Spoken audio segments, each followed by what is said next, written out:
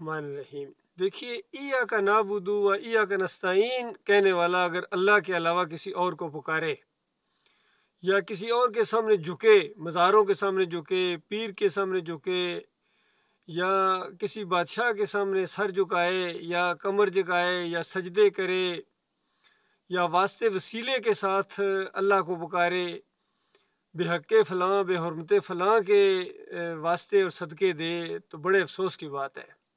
یہ قرآن کا انکار ہے۔ قرآن براہ راست پکارنے کو کہتا ہے۔ کہیں مالک فرماتا ہے کہ ان کو بتاؤ، قال ربکم ادعونی استجب لکم، او مجھے پکارو، میں تمہاری پکاروں کا جواب دینے والا ہوں، فیصلہ کرنے والا ہوں۔ اللہ کہہ رہا ہے مجھے پکارو، اور ہمارے مولوی اور پیر سکھا رہے ہیں کہ جناب پکارو یا رسول اللہ، لبیک یا رسول اللہ، لبیک یا حسین، یا علی مدد، یا بری کر کھری، یا معی الدین چشتی پار لگا دے کشتی۔ تو بتاؤ اور کافری کیا ہے؟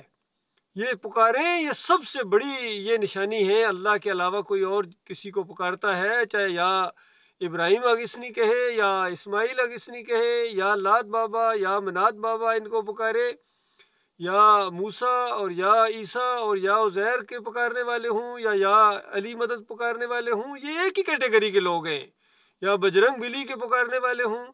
اللہ کے علاوہ کسی اور کے سامنے اگر تو جھک گیا، چاہے مورتی ہو، چاہے گنبد ہو، چاہے مزار ہو، چاہے زندہ پیر ہو، چاہے کہ کسی نبی ولی کا سجدہ تم ثابت کرو گے، تو پھر اللہ کے ساتھ تمہارا کوئی تعلق نہیں، یاد رکھنا۔ پھر اللہ کی نگاہ میں بالکل کچرا ہو اور کسی اصل پر نہیں ہو، پھر تمہارے اوپر نہ روزے فرض ہے، نہ نماز فرض ہے، نہ عمرہ، نہ حج، نہ زکوٰۃ، کوئی چیز پھر اللہ کی طرف سے تمہارے اوپر فرض نہیں۔ یاد رکھیے، اپنی طرف سے کرتے رہو، جو مرضی کرتے رہو، اور مرنے کے ساتھ وہ آگ لگے گی یا بجھائے نہ بجھے گی۔ اللہ یہ کہ تم توبہ کرو، سچی توبہ کرو میرے پیارے بھائیو۔ یہ رمضان کا مہینہ ہے، اس میں سچی توبہ کرو، تب تمہارے روزے قبول ہوں گے، تب تمہاری یہ تراویح قبول ہوگی، یا تہجد گزاریاں ہیں، یا صدقہ خیرات ہے، زکاتیں ہیں، یہ ایمان خالص کے ساتھ جوڑ دی ہیں اللہ تعالیٰ نے۔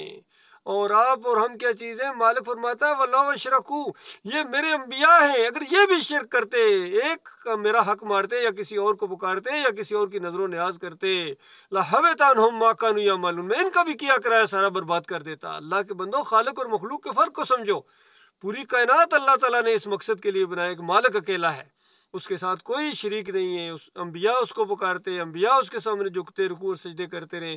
کسی نبی نے کسی دوسرے نبی کو سجدہ نہیں کیا ہے۔ جو یہ کہتے ہیں کہ یعقوب علیہ السلام نے یوسف علیہ السلام کو سجدہ کیا، جھوٹے ہیں، بالکل دروغ گو ہیں، یہ مشرک ہیں، اللہ کی کتاب کے انکاری ہیں۔